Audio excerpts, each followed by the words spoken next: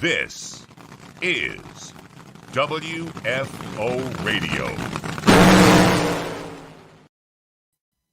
Hey, everybody. Welcome to WFO Radio's takeover of Steve Torrence' Facebook page and, of course, our WFO universe out there watching live. Going to be a great show as we're going to have the three-time Top Fuel world champ Steve Torrence on for a little fun, a little Q&A. So if you're a fan of the Capco boys out there, share the show. We're going to have a great time as we're getting ready for the New England Nationals, the TascaParts.com New England Nationals presented by Bandero Tequila going on at New England Dragway. It is going to be great. Now, normally, I would tell you all about my sponsors and the people who make it possible for me to do WFO, and I hope you will let me do that, but we'll do it after we get to the guest of honor who will join us immediately, Mr. Steve Torrence, our Top Fuel world champion. Steve-O, how you doing? I'm doing good, Joe. How are you today, sir? Great. This is the second time we've done this, and it's a really cool thing because it gives your fans an opportunity at Q&A and to hear from you, and not just what you have to say, because I could put you in an awkward position here and there, but for my show, your fans, maybe they don't know about WFO. Yeah, maybe not. And I mean, it's always a pleasure to be on. And so hopefully we can bring some more people and kind of share the wealth. I mean, I need to get those guys up or guys and gals up and running and see if we can get more followers for you and me both. Absolutely. More followers for everybody, including NHRA Camping World Drag Racing, which has been a pretty strong season for you so far. Before we started the show, we had a little conversation about just like the way the schedule has gone, right? Like start and stop and start and stop. But now we're getting ready to get moving.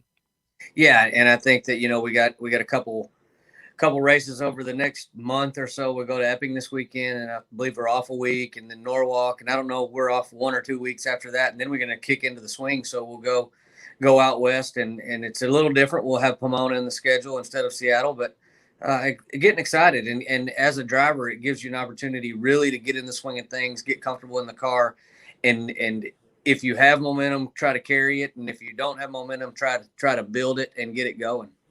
July 16th is Denver, and Norwalk is end of June. So it's going to be 2 weeks between Norwalk and then the Western Swing, which makes sense. Got to give these guys a rest. I don't think people realize, there's a process to just getting there, right? Like these guys get tired. They're human. They love racing and all, but there's other stuff to just get to the track. You can't have a race every weekend. As much as we would love 52 Camping World Series events, that's not feasible or possible. No, it's really not. And I mean, and to go out and be on the road for 3 weeks straight takes a lot of preparation. So what the guys will do is they'll go back to the shop, prepare everything, have everything ready to go. And we'll do a lot of shipping things back and forth to the racetrack from the shop. And if we damage anything, we'll load it up, we'll ship it back to have it repaired and have new stuff shipped back out to us, or stuff that's ready to go shipped out to us at the racetrack. There you go. All right. So I put up the ask for questions. So if you're out there, fan of Steve, you got a question, you can put it in the comment section. I will ask it. I have my own questions.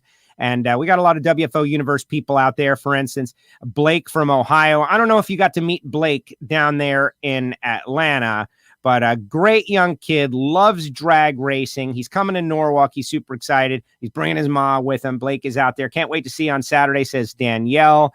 Golden Valley, Arizona in the house. Dennis saying good luck to the Capco team. Maddie, who you hear about all the time whenever Ty Tharp comes up with those Top Fuel Harleys. You know Maddie, right? I know Maddie well. That's awesome. Maddie is out there. I got Maddie's sticker here. And you know what the funny thing is? Maddie gave me this sticker. And she was like and then she's like, but you've got to plug my YouTube channel.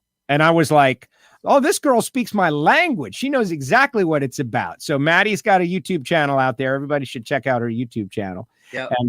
And exactly that. So I'm going to ask you, though, as people continue to check in, this one, we'll start off with a question from a listener, right? What's your favorite Western Swing track? Now, this year's different because it's a modified Western Swing with Pomona as opposed to Seattle. Each one of those tracks are fun to go to because they have their own appeal. What appeals to probably most drivers is not so much the track, is just what you can do there.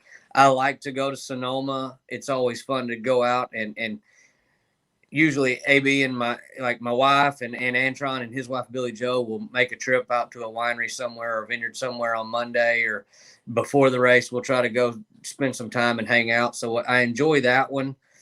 We've had some success at all three of them. So I kind of tend to pick the ones that I enjoy to do something outside of the racetrack and pro. So Sonoma's probably going to be the leader of that pack. So I'm pretty new at the Sonoma thing, been there like 3 or 4 times, and watching on TV, all right, it's a track and the road course is cool. But once you go, there's a lot going on here. The facility is so massive, and just being able to go around the road course. And sometimes I've been there where we towed back down the road course, something was going on and you had to go to the opposite side of the track. So there's some spectacular views from way up there. You can look out and be looking across the whole wine country. It's really a neat place to go, and just beautiful facility. Another Bruton track. They do a great job. Seipel family doing a great job. I can't wait. That's one I really missed. Then again, we missed a whole bunch of them. All right. So we're going to segue back and forth with a couple of things that have happened with you that I think are great things. Obviously, you guys joke all the time. Your dad says all the time, we're just a bunch of pipeliners, right? Pipeliners. Well, What does that mean? You were helping out the next generation, the folks from Jefferson College, their welding department. This is like one of those real jobs that is in demand, that if you know how to do it, you're going to have a living, and it's probably going to be a pretty good living.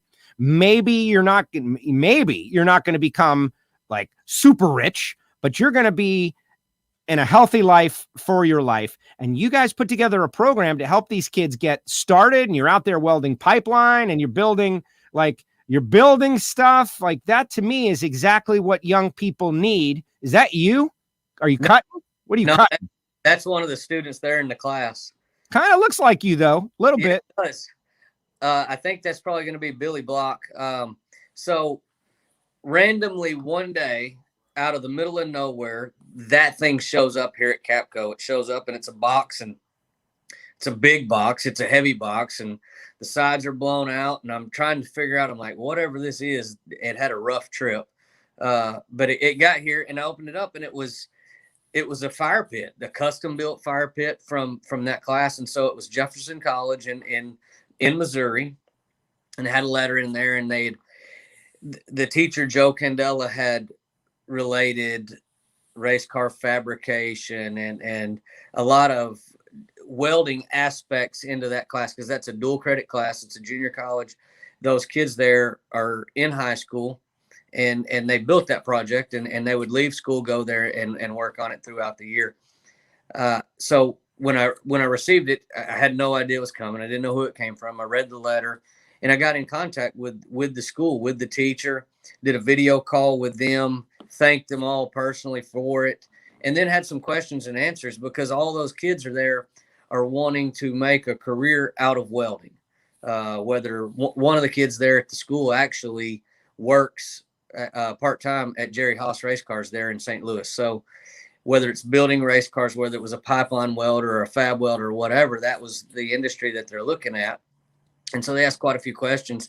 And then the teacher came back and said, hey, would it be okay, or would there be an opportunity for some of these kids to come down and take a field trip and just see exactly what Capco Contractors does, what the pipeline industry is about, because some of these kids here have interest in becoming pipeline welders. And so, a lot of times things like that happen, but you don't really ever think it'll come to fruition. Well, we were able to make it happen. So last week on Monday, 3 of the students that all 3 want to be pipeline welders made the trip down with Joe, the teacher, and spent Tuesday, Wednesday, Thursday with me out on the right of way. And fortunately, we have a really big job going on here locally, and I was able to take them out to it.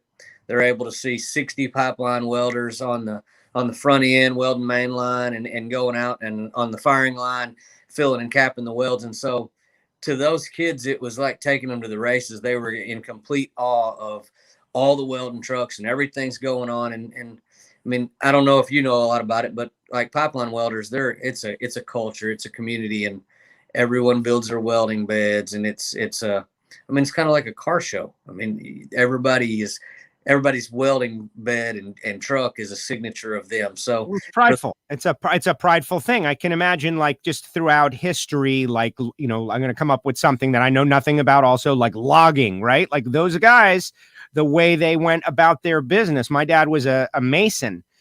Pride in your ability and what you do. How can it not translate to everything else that you're living? Exactly. And I think that's what they did. So we had the opportunity to do that. And hang on one second. Yes, sir. Okay. I'm trying to do an interview here and somebody keeps messing with the door. Is that your dad? Is that Billy? It is. He just left. That's all right. So it was unique to be able to take those kids out. And growing up here in East Texas and oil and gas industry, pipeline industry, it takes precedence over everything. So it's normal to me. That's what we do for work every day. Well, these kids, they're telling me, they're like, man, we've never seen pipeline welders. We've never seen any of this work. We've seen it on YouTube, but to see it in person. And so you just don't think about what you do for a living as being something that someone else halfway across the country is really intrigued and interested in. Well, that's exactly the point. And maybe they don't become pipeline welders. Maybe one of them said, man, I don't know if I want to be outside all the time or something, but you gave a window into a world. And that's what I think, you know, mentorship is all about. Programs like that are all about, and that you did it. But I got to say, they don't need you that much, because that fire pit's pretty cool. They did. Oh, they did a great job. And I'll tell you, so day one, we were able to go out, and it was raining, it was muddy, and we're still working. And I told the guys, I said, hey, you know, this is the non-glorious side of being a pipeline welder. And so they all enjoyed it, but I didn't really know how much. So they would meet us here at the office about 7. We'd go to breakfast, and I'd take them out and kind of show them around for the day. Well, at breakfast on day 2, all of them are looking on Facebook Marketplace, trying to find welding rigs for sale, a welding machine for sale. So they really enjoyed it. And I've talked to each and every one of them a little bit since they went home, and I think they're still just as excited about it. That is awesome. Well, and that's, you know, that's what it's all about. That's what life is all about. An opportunity to try something, to learn something new, get a good living. And we just learned, you know, that whole pipeline issue where they hacked in and they shut one down and everything. Like, look, they're very important. And regardless of what technology is going to do and is going to happen, it's going to require, to keep our country moving forward, we're going to have a little of everything going on, right? And the gas pipelines you guys are working on, all kinds of stuff. Like, these things aren't going anywhere. That job is not going anywhere anytime soon. And it's going to be good and reliable. And for the sake of top fuel, we need a third Capco car out there, you know? If we're going to have a third one out there anytime. But yeah, you're absolutely correct. I mean, that the pipeline industry as a whole is a very necessary, you know, industry, because as much as you like electric cars or whatever, it takes natural gas to create electricity. It doesn't just come from the switch in the wall. It doesn't just come from the switch in the wall. It takes something to make something, and that's just the way it is. And I'm all for balance, and I'm all for the environment. I'm all for doing some great things with that. And but ultimately, there are things that we got to have. We got to have fuel. We got to have gas. We got to have it. And you've been very clear about that, by the way. It's pretty cool. All right, we're going to ask a question from the audience out there. Danielle says, how difficult is it now that you have a child to stay focused on racing? What about that, Steve? You know, focusing on racing is never really difficult. But having my little girl now, having Charlie, it's a much welcome distraction from everything. So it gives you a little bit of something else to focus on other than work or other than racing. And I think sometimes that's a good thing, because when you're able to just have something, and not that you don't enjoy racing or you don't enjoy work, but when you have something that just is completely different, so fresh and so new, and every day she's different. So, I mean, it's really a welcome. I mean, I'm so excited and happy and proud to be a dad. It's changed my whole world. Barakello says, my dad was a welder and was so good they used to call him the doctor. See, that's what it is. It's like pride of your abilities and what you're capable of doing. I love it. And you're a very capable Top Fuel driver, but you run the business over there, or at least what do you do over there, Steve? What do you do? I don't have a title.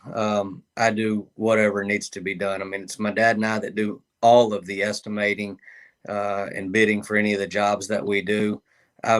I've done every aspect of this job. This is the only job I've ever had since I was in grade school. I would come to work. I'd get out of school the first week for summer and the last week for summer, and I had to work at the business the rest of the summer. And it helped me to learn responsibility and to save money. And I mean, when I was a kid, I always thought my dad was just being hard on me. But now that I'm older, I appreciate that. I mean, it makes you strive harder and appreciate things more. Yeah, that is so true. Our Monica is out there, wants to know, what is something that most people don't know about you or something they misunderstand about you? I'm not here to defend myself or anything, but most people don't ever get to know the real Steve Torrence. And, that you see 5 minutes or 5 seconds or whatever on a TV show that's edited and they only show what they want to. And I mean, and then NHRA and Fox, they do a great job, but sometimes they will take advantage of the situation and maybe show the bad things and not the good things. But I'm really just a pretty normal guy that would give you the shirt off my back if you needed it. And so when you see someone in the moments of competition, it definitely changes who you are. And I think that I had this discussion with Antron just the other day. I did an interview not too long ago, and they said, well, we take a photo of Steve Torrence getting in the race car and a photo of Steve Torrence with his helmet on or getting out of the race car, and it's a totally different guy than the Steve Torrence you take the picture of that's just walking around hanging out. And why is that? Because you look like two totally different people. And I said, well, it's competition. And I mean, I think that that's what you have to mentally prepare for. And Tony Schumacher says it all the time. You've got to be the machine. You have to be in that mindset. And for hundreds of years, competition has carried different consequences for winning and losing. And when you, in the days of gladiators, losing death. Right. So when you approach everything with that intensity, it takes a minute, or for me personally, it takes a minute to calm down. When you get out of that race car, you've just driven 330 miles an hour in less than 4 seconds. And people ask you all the time, do you hold your breath? Do you do this? I don't know. I don't know what happens from the time I hit the gas to the time I shut the car off, if I breathe or not. I'm not concentrated on breathing because I can hold my breath that long at least. But there's just so much going on. And in our sport, as opposed to NASCAR or Supercross or Formula One or anything, there is zero room for driver error. If I go up there and make a mistake, if I go up there and I'm late on the tree, more often than not, I'm going home. And when you have the weight of 10 guys that have worked their heart and soul out to give you that race car, and you go up there and do something stupid, or you're not as good as you need to be or should be, that's a burden that you take with you to the starting line. And so you have to be in a different place. You have to have your mental focus 100%, and losing is not an option. And so, it's difficult to come off of that. And I think that sometimes I'm misunderstood or perceived as a sore sport or a bad loser. And I'm not. I mean, I just, people don't know that, and they get to see small glimpses of who you are, and they form an opinion. So I regret that the most. Well, I don't know anybody that knows you that thinks you're a bad guy. It's the people who don't know you. And Right.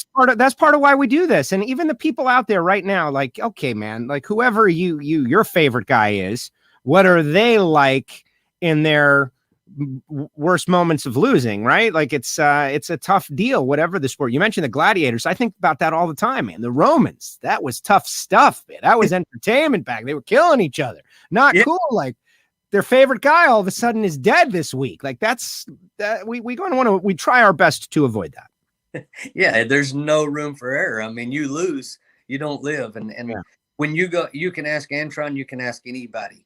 When you put that helmet on and you stage that car, as much as I love AB, he's my brother. I am there to crush that guy. And I know that he's there to do the same thing to me. But when we get out at the end, we're buddies. And, you know, I can't expect everyone to like me because I don't like everyone. But I try to be just true to myself and go out there and have a good time. And given the opportunity to talk to some of these people that have had negative comments or whatever, most of the time they'll change their mind and say, well, you're not that bad of a guy. You just talk a lot of crap on TV. And I'm like, hey, man, I'm sorry. And I'm trying to get better about it. Yeah, but listen, guys like me, though, to those people, as much as you're saying, like, Steve, you shouldn't talk crap, guys like me are telling them to talk more crap because that's interesting to me. It's interesting. Talk, Steve, please do something interesting. We're trying to make a living in the sport and we want people to watch the sport. And we know that the compelling, you think about Muhammad Ali back in the day, right? Talking, I'm so pretty, I shook up the world. That's what people like to see. They like to root for and against good guys and bad guys. Think about Darrell Waltrip, think about Dale Earnhardt, think about all those guys. Guess what? They had a bunch of people that didn't like them because they talked. And here comes Steve Torrence talking, and I'm like, man, here's a guy. Finally, we get a guy who's willing to talk some smack and have some fun. And then a bunch of people are like, oh, I don't like it. So, no, he's doing the right thing. As far as I mean, and I will tell you this. You're never going to get anything but raw emotion out of me. And when I come out of the car and if we lose, I'm not happy, especially if it's something that I did, like go up there and be 100 on the tree and get beat on a hole shot or smoke the tires and do the worst job in the world of pedaling it, which I'm not good at anyway.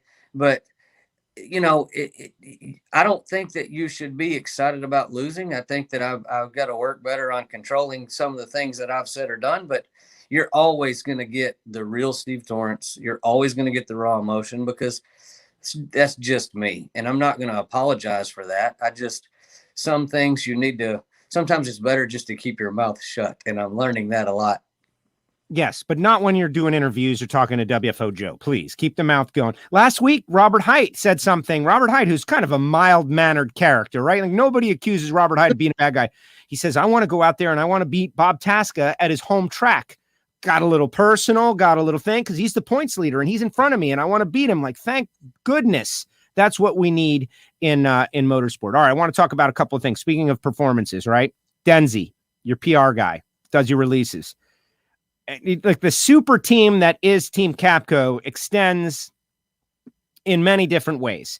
Densmore is a perfect example. Like Icon, worked for Force, been there forever. RJ Reynolds, amazing. He put out a crazy number. In your first 95 races, you were 68 and 87.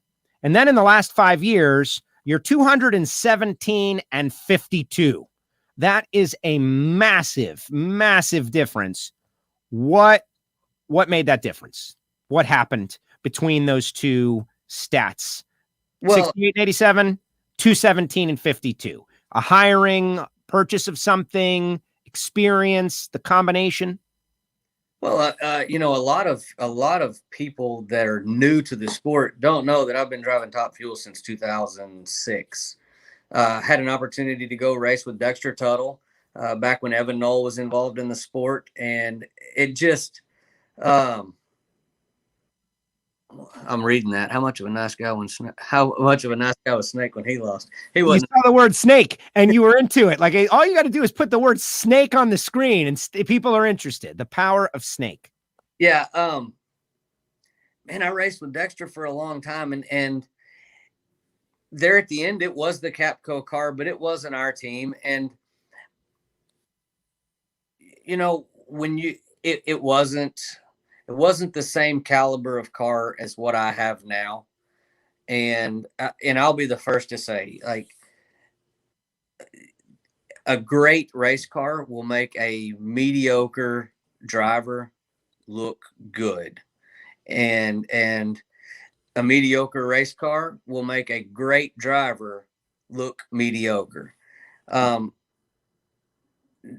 I'm thankful for the opportunity to go race with Dexter. Um, there were some times that I screwed up and learned, and there were some times that he screwed up and learned, and we never really got together on just one weekend to go out and win. I mean, I had an opportunity to win a race in Sonoma with Dexter driving his car, and I go up there and I have a bad light and lose.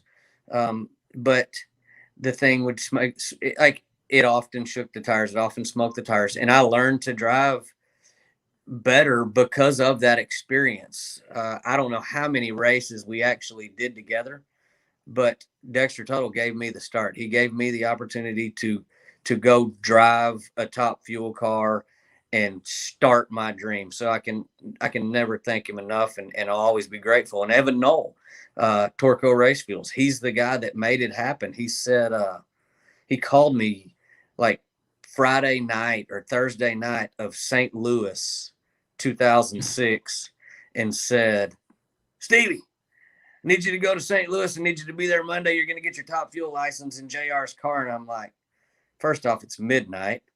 I've got to be at work at like 5 a.m. And is this a real phone call? But if anybody that knows Evan Knoll, I mean, that's just how he operates. So went up there, got my top fuel license, and had a chance to go racing. I think that without those two guys right there, we wouldn't be here today. Whatever the stats say, we started our own team at the end of 11, ran a couple races. And so this is our 9th full year with Torrence Racing, with our own stuff. And I think that I've been able to take the model that I've firsthand seen from my dad at Capco and put the right people in place, give them everything they need, and let them do their job. And it's just built. Richard Hogan, Bobby Lagana, Dom Lagana, Justin Crossan, every one of these guys, you go to the racetrack and you can have a photo from 5 years ago and the same photo today, and it's the same guys doing the same thing. And continuity is the reason for our success. I mean, everyone out there can go buy the same parts, the same pieces. They can build their own stuff. I mean, we buy everything from Alan Johnson. And I hear people make the comment all the time, well, daddy's money buys championships. That's not true. You cannot spend your way to a championship, because if that was the case, I mean, like everybody, right. Mike Salinas wouldn't do it. Mike Salinas has got Alan Johnson. You got Don Schumacher, the guy who developed the kind of the modern system, right? All these guys, they've got money. Money is, I don't want to say it's common. It's not common. I don't have it, but there's something extra you need. You're racing corporate America. You have Mopar, Pennzoil, Matco. I mean, huge companies, much, much larger than Capco ourselves. And so it's all about the people. And when you have those guys that dedicate so much time, but also just the environment that they work in. When you're, Bobby, Dom, when you're around those guys, the focus, the drive, but you just also know them as people. And that whole mentality and aura resonates through our pit. I mean, it's the Nitro Ninja rules. I mean, yes. And that's what we go by. I mean, it's everybody over there has everybody's back, and I can come back in there and have a bad light and be hanging my head, and they're going to be mad at me for it, but if somebody left something off the car, I can't be mad at them. You're just going to have to say, hey man, we did this together and we've got here together. We'll be all right. And I think that I really sidetracked on that question you asked me, but the reason for the success that we've had and the numbers is the people. it's Bobby, it's Dom, it's Richard, it's Justin, it's Gary Pritchett, it's every one of those guys. What about Kale? Is it about Kale? It's Kale. You sure? Even though he's a Braves fan, is that okay? Oh, it's Kale for certain. And it's just birthday. And so go back to that photo right there. That was 2012. And Kale came out to Atlanta. I'd been calling him, trying to get him to come to work with us on the team. And he'd been out on the road. I've known Kale since 06 or 07 when I raced with Dexter, and he worked for Dale Worsham's team. And we became friends. And then I told him, I said, hey, man, we're starting our own fuel deal, and we're going to go out there and race, and you need to come back out here with us. He showed up at Atlanta 2012 just to help for the weekend. We won the race. That was my first race win ever. And we beat Tony in the final. Wow. He's good luck. And I told Kale, I said, hey, you can't go. Like, you're stuck now. And I think he took off a couple weeks and got his stuff in order and has been on the road with us. And he's come and gone a couple different times and definitely catches a lot of crap about that, because one time he quit to go racing for Ganassi and he made it 2 days and came back to racing. But he's been with us for all 3 championships, and just a great friend and a great guy and a valuable asset. I mean, we every one of those guys on that team are my brothers. That's awesome. And, he's kind of quiet out there, but he's always working and he's always in the middle of it. And he had a birthday the other day and we were talking about it. All right. Another one of the crew guys. I want to feature the Capco boys a little bit. And obviously Hoagie gets a lot of love. He's superstar, connected to Garlits like this, which is amazing. And Bobby and Dominic, who go into this track this weekend, New England, like this is their second home. Bobby actually won here like 06 and 07. The story is that Bobby and the Greek ran in the final round in 2006 at New England Dragway. Like, how great is that for a story? But this past weekend, your clutch guy, Gary Pritchett, was up there at ADCO and he was doing some driving. He was driving Bunny's car. Yeah. That is a great story. People think that, you hire a bunch of guys and they go to work on the car. He was racing against Nitro Joe Morrison, who you might be racing this weekend at some point, but like drag racing for life. Gary Pritchett is a lifer in this sport. And that's what so many people don't realize about just the whole sport in general, but especially the professional ranks. All the guys that work on these cars, they have their own hot rods in some form, whether it's some kind of cafe racer or grunge looking motorcycle or an alcohol car or a super comp car or whatever. 2 of the guys on my dad's team race super comp, top dragster. They bracket race on their weekends off. And so when you race 24 weeks a year and you spend your off weekends at the racetrack racing your own stuff, I mean, that's love for the sport. And and driving Bunny's car, that's what Gary has always done. It's always Bunny and the boys. And Gary Little Bear is one of the drivers. I mean, he's went out there and done it with her for years. I mean, the whole time he's worked with me, I know that's what he does. I mean, that's his trip every year, and they do it a couple times a year, I believe. Yeah, well, it was a great tribute and just one of those Saturday night drag racing events that's happening all over the country. Jet cars and alcohol cars and amazing stuff. We're going to be heading to the Northeast. A little bit of a short field this week. Getting up there is a challenge. There's a bunch of challenges, but who the race is about who is there, not who is not there. Ronnie says Steve needs to come to Kentucky and do the Bourbon Trail. What about that, Steve? Bourbon Trail sounds fun. I'm in on it as long as I got somebody to drive. I like scotch, so that would be great. Exactly. All right. Let's see. Kenny, Adam, and Jake was at Indy this past weekend racing. Very cool. Yeah, of course, Jake McCullough. Like, think about that. Like, the guys that are out there doing this deal. This is not a part-time deal. All right. Speaking of championships and race wins and being the points leader and all that, we spoke about it a few years ago. You're an ambassador for the sport of drag racing, right? You are the champ. Like, when a radio station wants a guest from drag racing, like, who do they want? They don't want somebody who might qualify. They want to get the biggest name. And when you assume the championship, that became your job. And recently you had an incredible opportunity. I'm going to play a video to go to the governor's mansion and allow the governor of Texas to start your car. And you gave, like, you did the most. Helping people understand our sport is the biggest challenge, right? Like, everybody, it's loud and it's fast or whatever, but getting through to someone. Check out this video and we'll talk about it on the other side.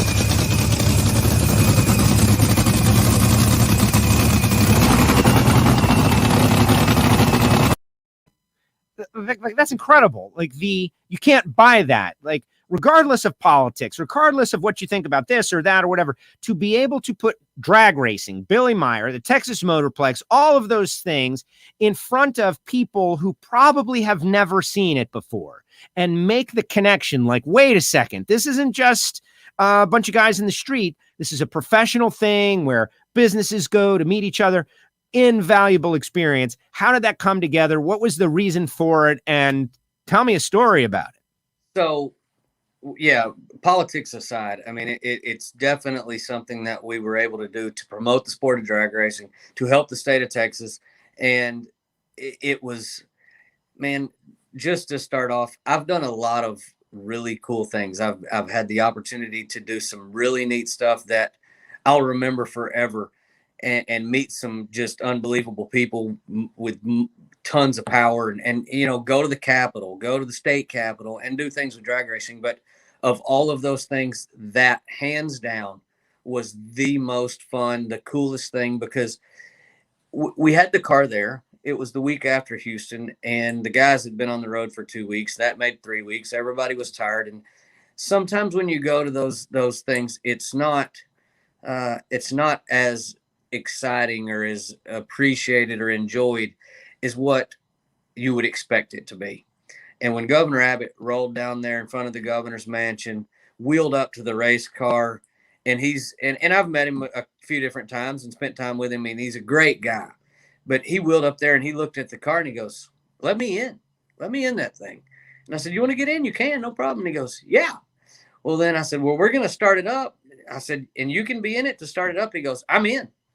So completely loved it.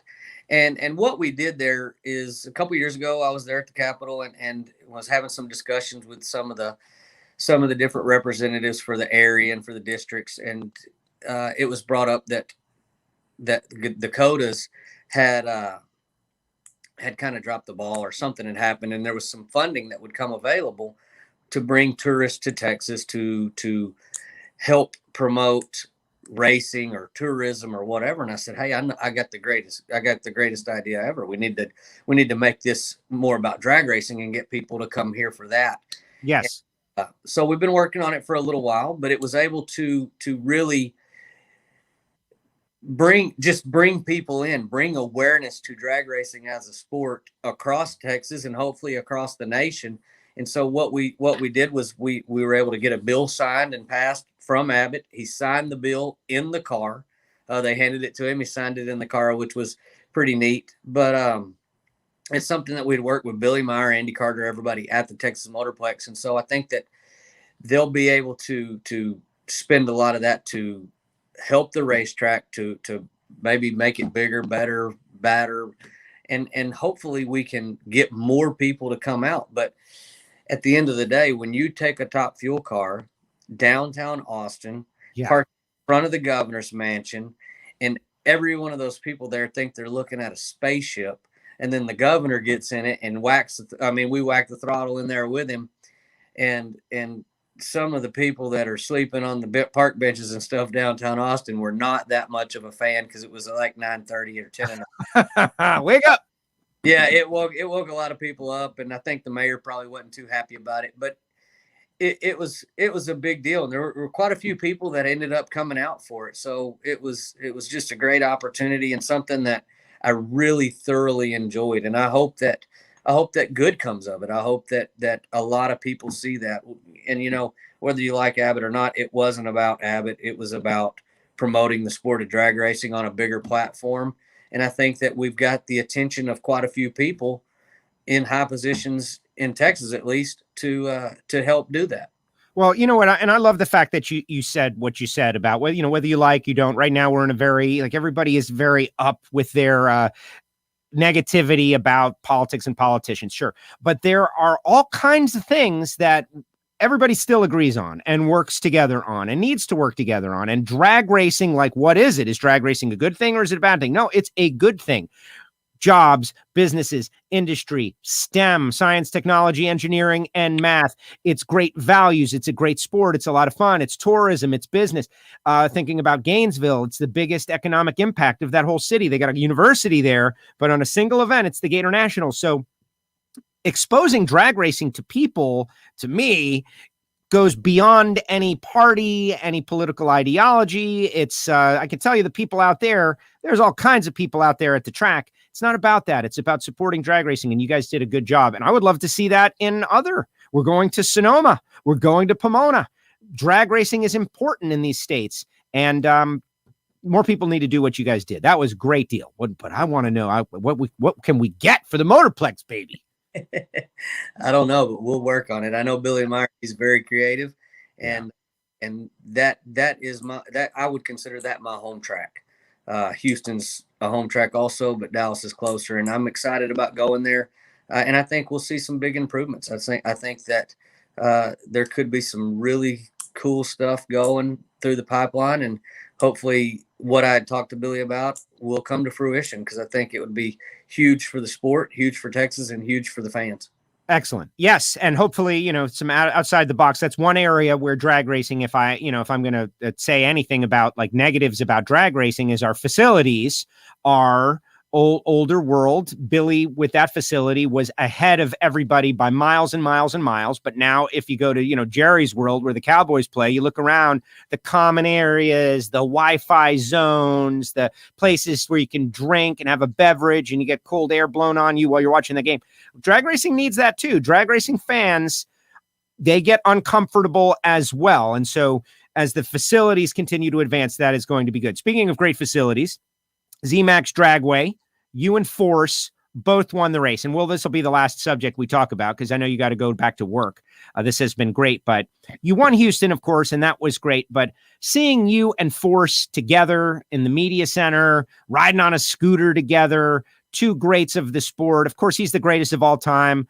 Try as you might, you're never going to catch him. 152 wins. It's impossible. But let's talk a little bit about Force and what he's done to get drag racing to where it is now. And the fact that at 71 years old, the guy can still win. He dominated the event he won, and he made the final round in Atlanta. And who knows, he could go out there and win this weekend. He could win the championship in funny car. Like, anything is possible. Talk a little bit about John Force. John Force is the GOAT. I mean, he's for years, he has single-handedly carried the weight of NHRA drag racing on his shoulders.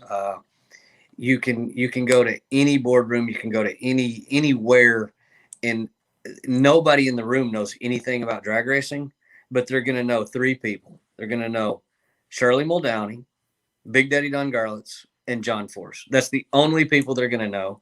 And when you are that recognized, I mean, you basically have carried the sport, because those other two drivers, Big and Shirley, they've been out of racing for a long time, but John has withstood the test of time, and just the determination, the drive, the passion that man has for our sport. And when you see it, I mean, look at that photo right there. Look at that smile. I mean, I had the same smile when you get out of the car. I mean, there's no replacement for winning. when you win a round or win a race in a top fuel car, you could feel like it would cure cancer. And that's what keeps John Force going. It's easy to see. I mean, that's what keeps me going. That's what keeps the next guy going, is the thrill of the chase and the victory to go out and do it. And with the experience and just the wisdom that he has and the things that he's done for the sport, sometimes I have to just kind of pinch myself, because I'll get a call from John and it always comes up unknown. He's got his man, that he's the guy today. Like, he's the man today in 2021. But he was the man in 87 when I was a 4 and 5 year old kid. He was the man then too. I mean, he's been the man for a long time, and to consider him a friend and to be able to have a phone call or a conversation or, anything. That photo, I don't know if you have it, but the photo of him and I on the scooter coming. I don't. This one's Rabilis. I didn't have that one of you on the scooter, but that's iconic photo. I told my wife, I said, find that photo, find whoever has that photo, see if we can buy the rights to it or whatever. I just want a copy of it. And I said, get it printed. She's like, well, what are you going to do with that? I said, I'm taking it to the racetrack and getting John Force to sign it. I mean, that's, I can never, you don't think you've made it. But when you get to ride on the scooter with John Force and he doesn't kill you, maybe you made it. And when I got on there, I needed to ride back up to the media tower with him. And I said, John, I've seen you drive the scooter multiple times. Please don't kill me. He started laughing, and you know him well enough to know how he is. But I mean, it was a good conversation, and just a great guy. I mean, ambassador for the sport, better than anyone could ever be. Yeah, definitely. And I was fortunate to do that media center interview with you and John and Steve Johnson, by the way. Like, that was going to be the craziest one. That interview. Yeah, you'll be there for like way longer than me, or even. Excellent. Steve, thank you so much. This has been fantastic. A little social media takeover of the Steve Torrence Facebook page. All you folks out there, WFO Radio, this is what my show is. If you want to like us on Facebook, WFO Radio, NHRA Drag Racing, NASCAR and Motorsports Podcast, just click on over. And Steve's on a lot. Steve, you're kind of almost a co-host of the show with as often as you've won races, 43 wins over your career. And I got to tell you, I think we've had you on for all of them. I think so. I think we've been on for all of them. So I appreciate it. All of my followers follow Joe. It's a great interview. It's a great time. Every time I've had the chance to be on, Joe is always the coolest cat at the racetrack. So thank you, Joe. I appreciate it. And thank you, everybody, for tuning in and watching us. Listen to this guy, guys. He's right on this one. Steve, thank you. I'll see you this weekend. What's that? I said, I got to get to work. Yeah, man, go work. Billy's been chomping at the bit a little bit. We'll see you in a few days. Down over here. So thank you, guys. There you go. There he goes, everybody. Steve Torrence, 3-time champ. Thank you, Steve, with us here on WFO Radio. How great was that? And Steve and Natalie and that whole Mama Kay. Oh man, Mama Kay is so great. And it's just, listen, here's the deal. You don't like Steve. I'm going to talk to you if you don't like Steve. Let me just zone in with you. Okay. Look. I didn't like Steve either. No, that's not true. There was never a time that I didn't like Steve. The guy's a good guy, man. Like him or don't, his intensity, his competition, the guy's a good guy. And I appreciate him doing this. Great stuff. Now, we're going to talk a little bit about your comments, your final comments. Put your comments in the comments section. I got some thoughts about Epping coming up tomorrow. Brian Loans, noon, WFO Radio. Lunch with Loans on WFO Radio. Our YouTube channel, WFO Radio TV. Subscribe, click the bell. But I got to tell you about the people who make it possible for me to do this. The people who make it possible for me to do this. Total Seal Piston Rings, the leader in ring seal technology. If you're building an engine, a bracket engine, a stock eliminator engine, they do stuff for Formula One. High-level technology piston rings. TotalSeal.com. Samtech, machinists, engine builders, crew members, the next generation, young folks out there thinking about like what Steve was doing with the welding school, except for machining and working in racing and aerospace, CNC programming, samtech.edu. Frank Hawley's drag racing school. They've got a program called the Dragster Adventure that is not so you can become a champion driver. It's so you can have fun. It's like a thrilling day experience. FrankHawley.com. You and your buddies go driving dragsters for the day, and they come to you. That's the thing. You're like, they're going to come to my house? No, but they come to a track near you. And it's good that we're traveling again and all that. And finally, Marvin Rodak, my buddy, Fort Worth, Texas. Fort Worth, Texas. Rodak's Coffee and Grills.com. They sell grills. They roast coffee fresh per your order. It's amazing. Hot sauces and spice rubs. He's been on TV, The Big Bad Barbecue Battle. Marvin Rodak is just a great guy. He's a diehard drag racing fan and has been simply awesome. And there you go. And of course, our own WFOradio.com website where you can get WFO gear and stickers and face coverings and all kinds of stuff. Shirts like this. It's going to be up soon. WFOradio.com. And all you Capco listeners out there, just check out the show, like the show, YouTube, Facebook, and we're going to talk to Steve a lot. All right. Put your comments in the comment section. Final comments before we bounce on out of here. The show will go on tomorrow at 12 noon. Our times shift all the time basing on the availability of our guests. And Lunch with Loans sounded pretty good because of the alliteration. He's from New England. There's nobody that knows more about what's going on up there than Brian Loans from Fox Sports. And he will be our guest, and it will be a lot of fun. We're going to joke around. All right, let's see what you guys got to say. Jim, great show. Gentlemen, thank you, Jim. You know, I didn't get to all of your questions. I got to the ones that felt like we were going with the flow of the conversation. And that works for me. Joey Rocket. Oh, man, I should have put Joey up there. Joey, we're going to see Joey out there in Kansas, right? Nice chat. Good job, Steve and Joe. Thank you, Blake. Appreciate it. John says, thank you for another great interview, Joe and Steve. No, we have a good time. Steve, I'm proud to say that I was interested in what was going on with Steve Torrence before they started winning on a regular basis. And Bobby and Dom Lagana. Wow. Great guys. Yankee fans, yes, but great guys. And love drag racing so much.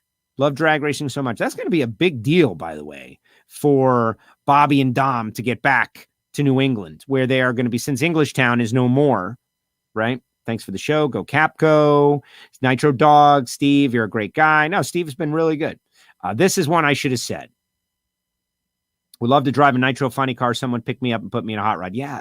So here's the thing. If you want to drive a race car, you've got to go out there and work in racing first. There is no situation that I can think of where someone is going to pick someone out of the choir, to use an old reference, and put you in a race car and send you racing.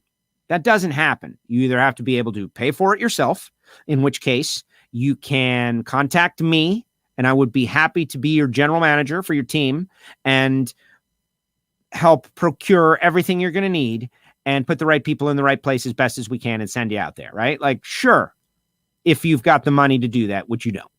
Probably not.